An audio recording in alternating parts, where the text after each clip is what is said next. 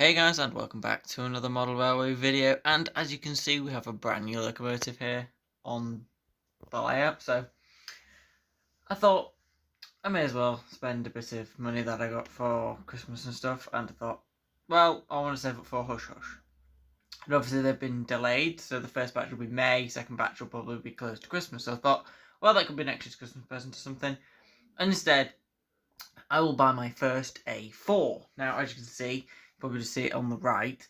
This is Walter K. Whigham in experimental purple, which portrays absolutely gorgeous purpley blue colour. And if we turn the box over, and we can see there it's classified as an 8P, which is very strong. Original drawings here. What I will do is now just pan out slightly, just so you can see the history if you'd like to read this. Obviously this locomotive is not preserved, however I don't think there's any information about when it was cut up. I think you'd have to Google it or find about Sea Eagle, which is what it was originally called. So there you go.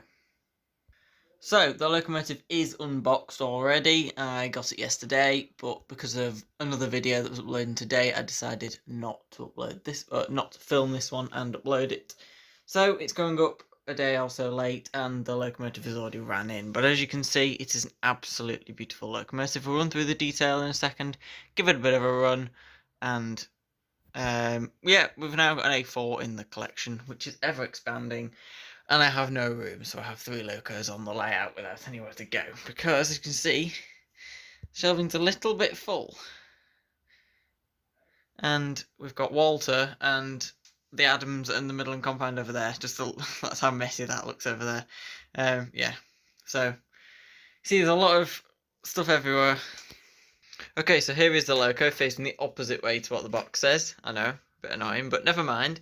Let's move the tripod out of the way. As you can see in the light that the phone appears, it's quite blue, but for me, my perspective, it's very purpley colour. That's because this livery shows different colours and different lights. Now obviously it is mid-afternoon, so I mean the light's not that nice. I mean the weather's absolutely appalling and is throwing it down.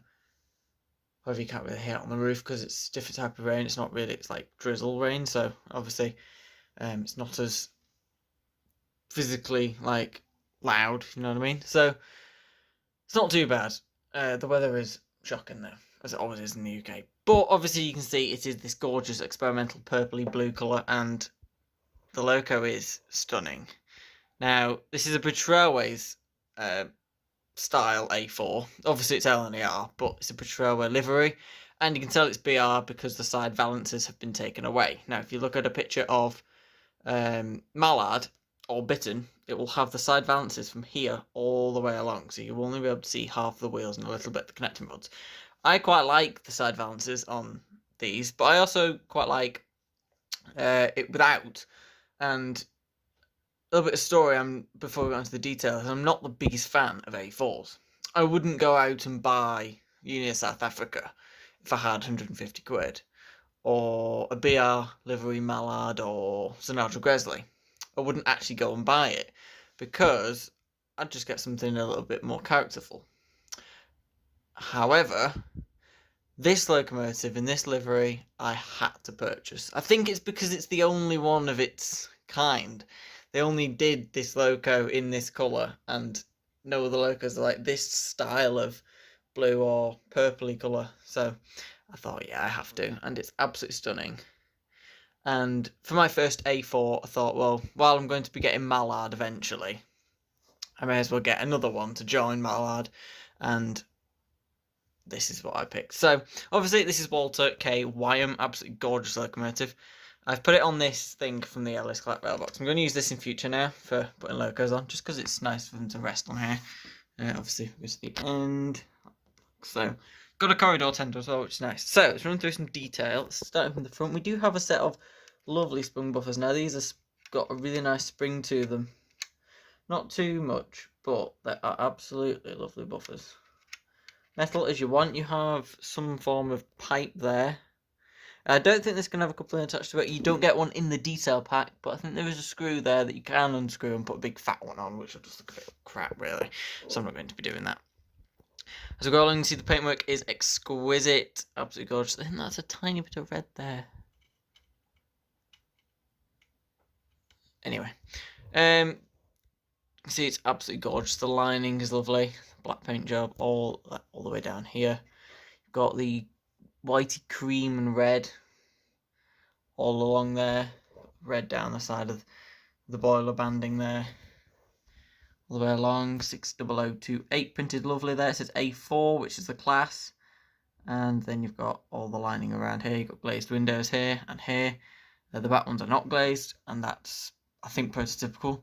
The roof things don't move. Oh yeah, they do actually. Oh my god, I didn't even notice that. You'll notice something when you go through the detail. They actually open. I didn't know that. Look. It's my first loco with these that actually move. That's pretty nice. You've got a set of, I believe they look very metal. Metal whistles and safety valves. The whistle is over here at the front of the loco, where the funnel is, which is obviously very smooth and kind of aerodynamic. It's a single chimney. I think these also came with double chimneys.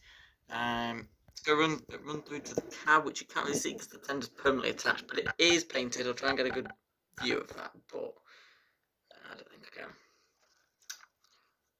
Can I get through there? There you go. Yes, it's not the most detailed cab in the world, but at least it is painted and there are different stuff picked out. I mean, it's very hidden. You can't really see the cab, to be honest with you.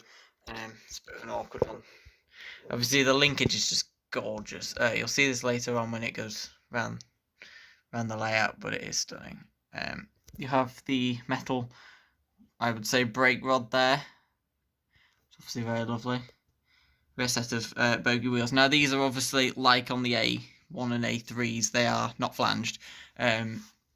You do get a set of flanged wheels in the detail bag if you would like to swap those out. Obviously, I'm not going to be doing because I have some first and second quite tight corners on mine, which this loco can manage. But my main line is third, so I don't really want to put those on just in case. Right, let's move the loco up a little bit, just so it's a bit easier. We run to the tender now, which tender's absolutely gorgeous. It does have a removable coal load, but I haven't been able to fathom out how to get it out. But you can see it is moving about.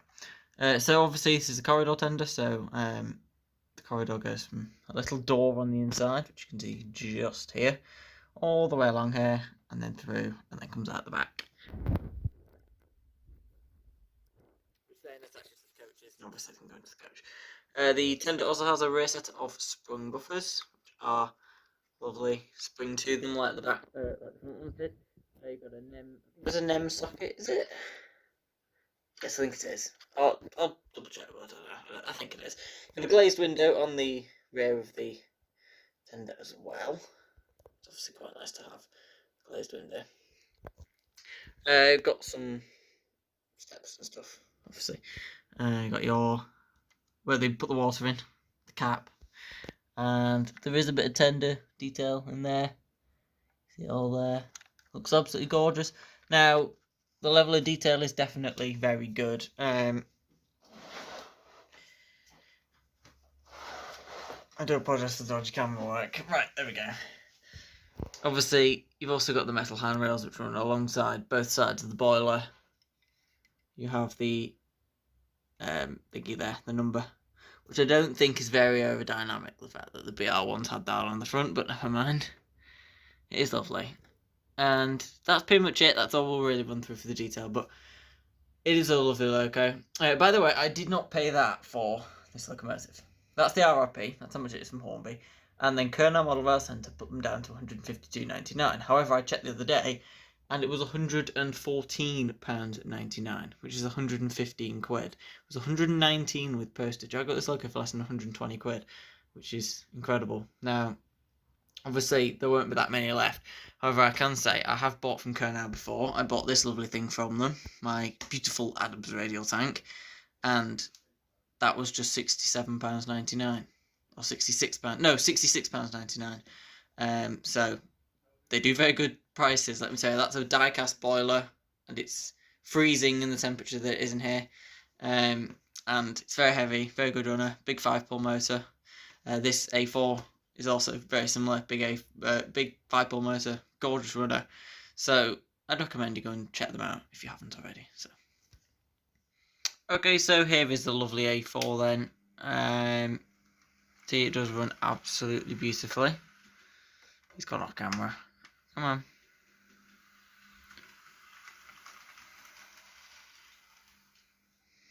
Let's see how slow we can go.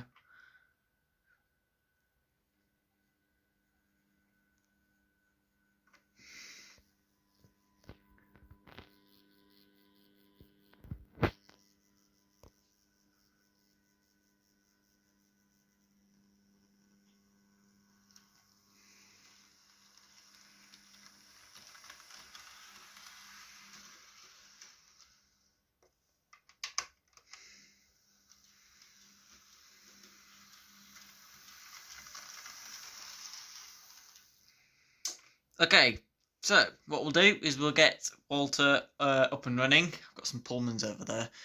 And then we'll get another locomotive running with it and just have a bit of a running session.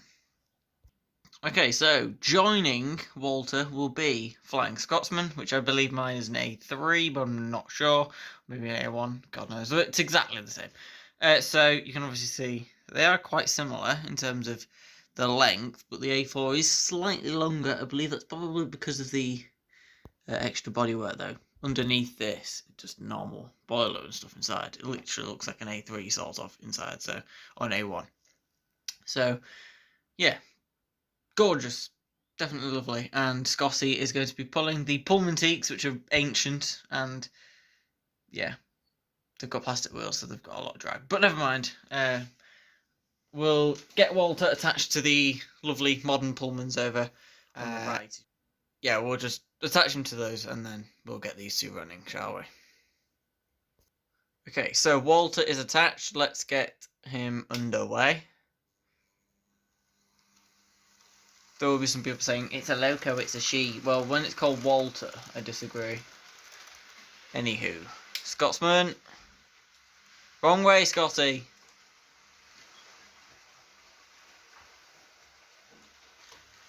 Why? Come on. I think Scotty runs a little bit quicker because it's got a crappy old 3-polar. So, yeah. It's got shorter distance to go as well.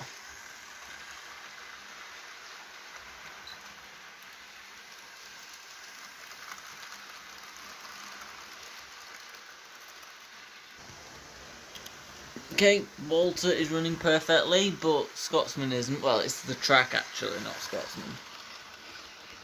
You see, it's completely dead. I have no idea why. Right. I think it's not even that. Okay. Random. I've sort this track out.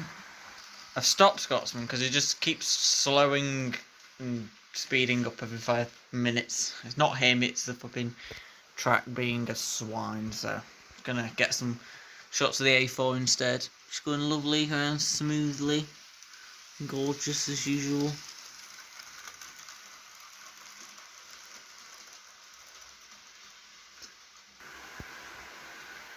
The A4. Scotty's going faster, but not running anywhere. I think he stopped then, like completely almost dead. His second line in the middle is completely pathetic. It doesn't work. Yeah, it completely dies on the points there. And the A4 just runs smoothly along, as you'd expect.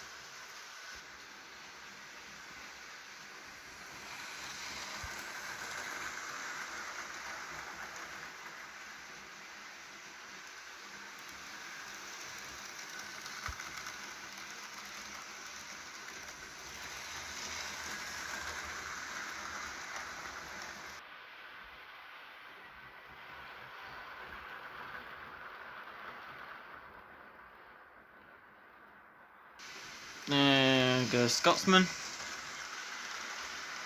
Okay, we'll let the A4 go around one more time.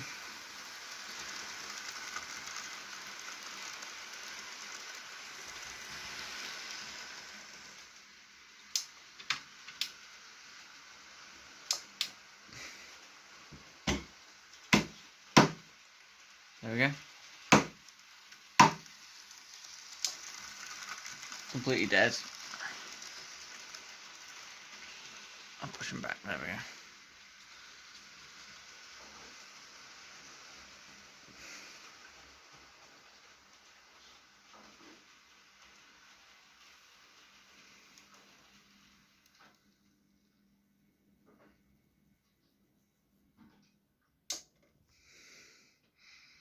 Gorgeous A4 has finished its run.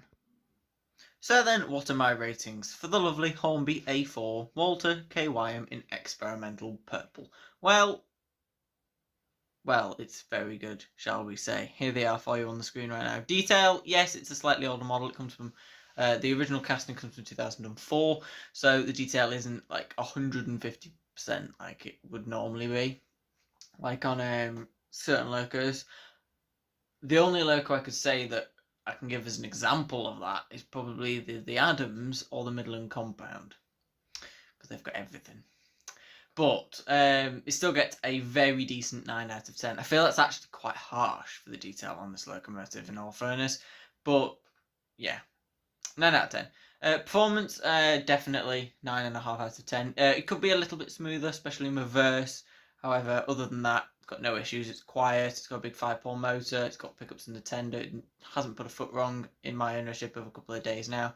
So, pretty decent. It's not had that much running in though, so that's why I took it easy with the 3-coach load today. However, over the next coming days, it will definitely have had a certain run in. So, yeah, gorgeous. Quality then, it's Hornby. They supply incredibly well built, gorgeous looking locomotives. The paintwork is exquisite. It's pretty much perfect in every single way, and I can't give it the full 10. I don't think. There's not really anything I can give a full 10. But yeah, it gets 9.5 out of 10. So, very decent. Value then, I know £115 is a lot to pay for a locomotive. However, if you take into consideration that I paid £35 more than that for City of Truro, who is smaller and has a worse mechanism, and is probably lighter and can't pull as much, you then think 115 quid for an A4 is incredible. It's spectacularly cheap. I think £149.50 off Rails of Sheffield is flipping good, or 153 on Hattons. That's a good price. 170 is probably slightly a little bit too steep, but nevertheless, it's incredibly well priced, and I'd recommend you get one. So overall then, that's 9.5 out of 10. Where does that put this loco on the leaderboard? Is it in the top 5? Yes, it is, right at the top. Same score as the Hornby J50, which means that LNER is doing very, very well, aren't they? Oh yes. In terms of the top 2 locos are LNER locos. Third place is the Bachmann Midland Compound. Fourth place is the Adams Radial. And fifth place is City of Truro, meaning that there are more Hornby locos than Bachmann locos in the top 5. And I think that's the way it's going to go for quite a long time. Anyway, well, what do you think of it? I'm very happy with it. So then, my new highest scoring loco is the newest to the collection, and absolutely gorgeous. It's the first locomotive of 2021 as well, so new year, and we have a new loco already in Jan. It's very early, well, it's mid-Jan now nearly. So, yeah, gorgeous, isn't she? Or he, Walter. Yeah, I love Walter. He's absolutely gorgeous loco, and I'm glad to have it, and this may be the loco that makes me buy about 88 A4s in the future. So, first ever A4, we're now starting to get somewhere. We've got LMS, we've got Southern locos now, we've got some Great Western Railways, we've got Evening Star. The only one of the national collection I would say we'd need now is Mallard, and then we've, and Hamilton and a couple of others, but yeah, we're getting somewhere.